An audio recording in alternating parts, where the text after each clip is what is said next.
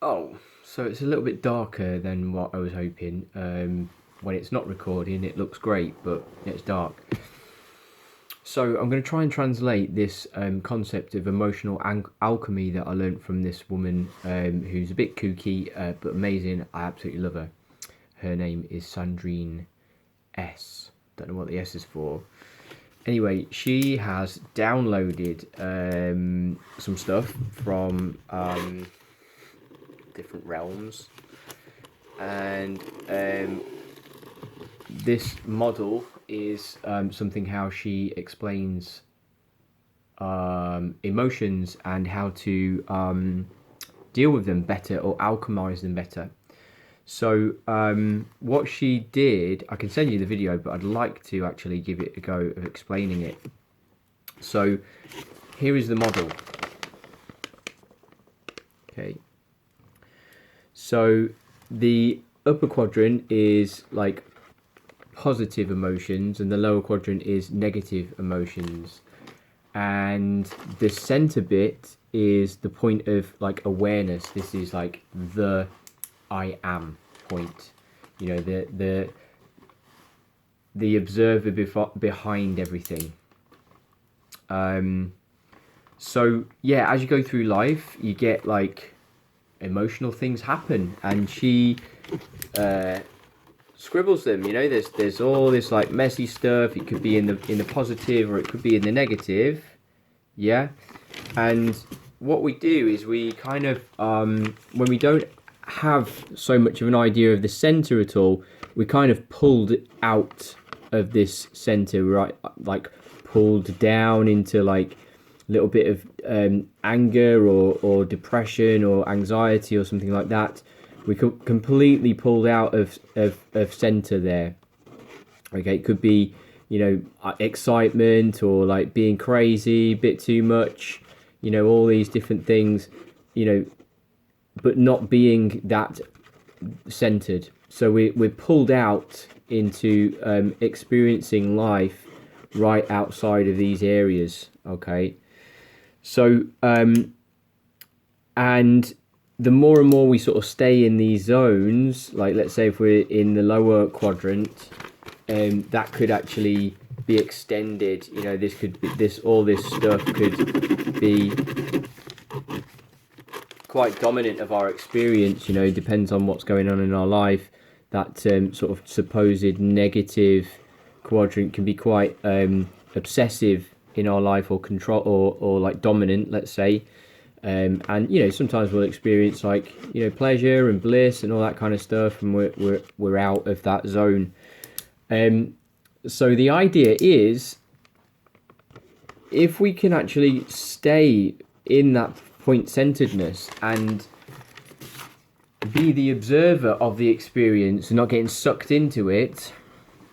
And the way that she refers to this, it's a practice. But if we kind of like see that we are we are spirit having a human experience, and the spirit is the center, spirit, source. This is who we actually are. We are spirit. We are source. We're having a human experience. And if we can actually refer to ourselves as my human vehicle is having an experience of a shit day, there's less identity with that. There's more observation of that. There's more sort of separation, if you like. And you can also be, right, I'm super, or my human vehicle is super excited today, and I'm really enjoying it, and I can make sure that I'm not too much, and I'm not going to crash after this. And through this practice, the circle gets bigger and bigger, so it's easier to find. It's easier to get back to the point-centeredness. So, because to start with, when there's so much shit going on and emotions happening, there's lots of, you know, chemistry happening in the in the body, lots of hormones and neurological patterns firing up. It's quite difficult to come away from being identified with those emotions and finding our point-centeredness. But with a regular practice, mindfulness meditation helps, but really that is a tool towards being able to practice this regularly, or make this your experience during the day and during life. So so yeah, there's a million different ways of meditating, said that funny. But you know, if you want to discuss any you know, some of the starting ones, there's just such a spectrum as well, just depending on what floats your boat.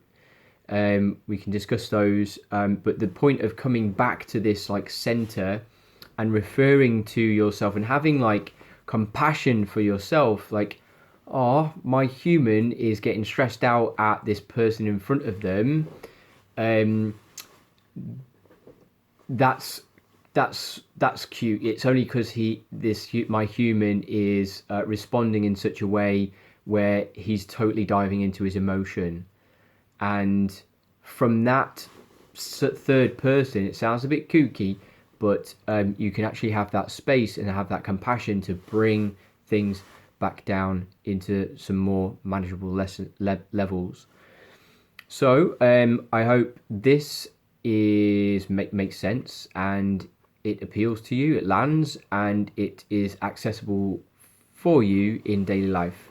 So yeah, try that on for size and let me know.